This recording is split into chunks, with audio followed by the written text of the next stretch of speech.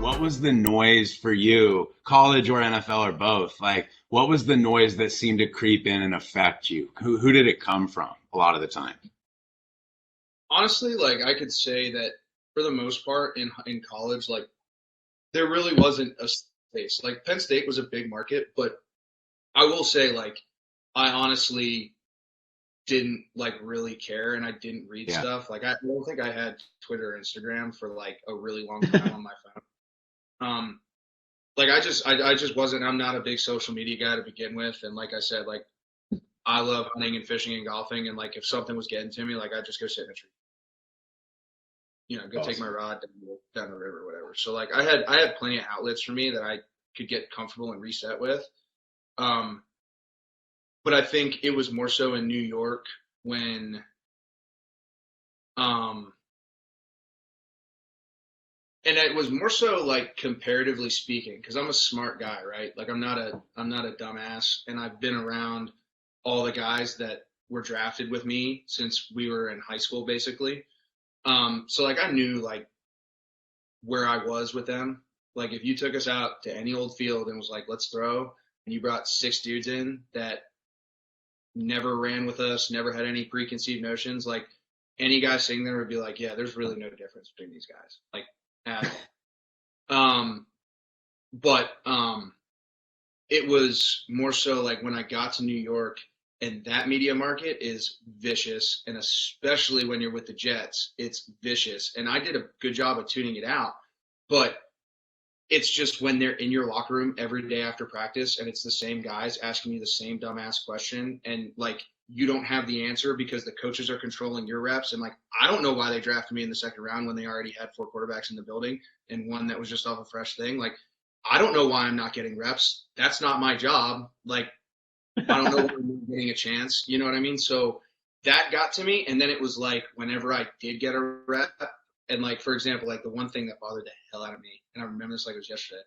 Like I ripped this comeback, and the kid slipped coming out of the break, and I hit a reporter, and like I like the ball was a smoke show on a rope right where it needed to be. The kid slipped, and the headline was Christian Hackenberg hits a reporter with an errant pass, and it's like that's the shit that bothered me. And then that was just a continual theme because it's New York, and like you're sitting there and you're like, this is unbelievable.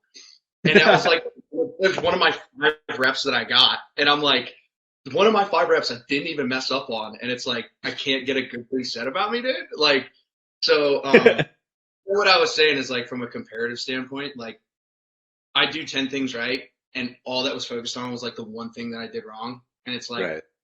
like, dude, like, you know what I mean? And that just became a consistent theme because I think I was just under such a big microscope, and there was always these expectations for me that may or may not have been realistic because of the situation that I was in and that I was ultimately drafted to, with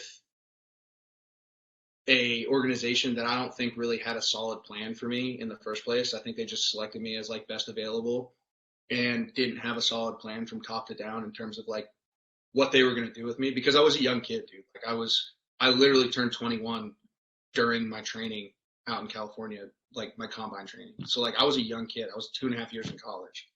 So I really needed to be, looking back, like I think I would have fared much better in a smaller market, even if I got drafted later, with an Right. organization that actually had a plan for me, right?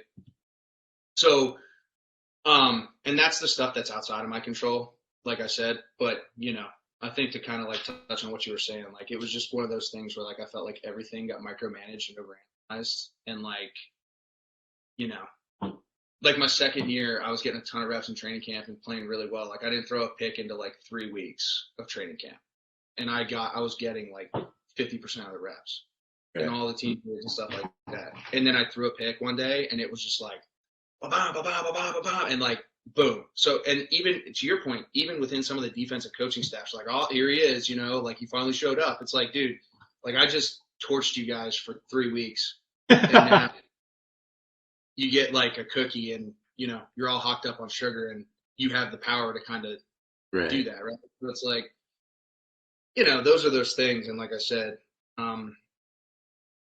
that was really hard. And that's like one of those situations where you're kind of helpless. Like you kind of just have to sit there and take that shit, you know, Right. like you just have to. And I did, and I wish I didn't take it as much, but, Yeah. you know, only tougher for it though, bud. You know what I mean? 100%, baby. No question about it.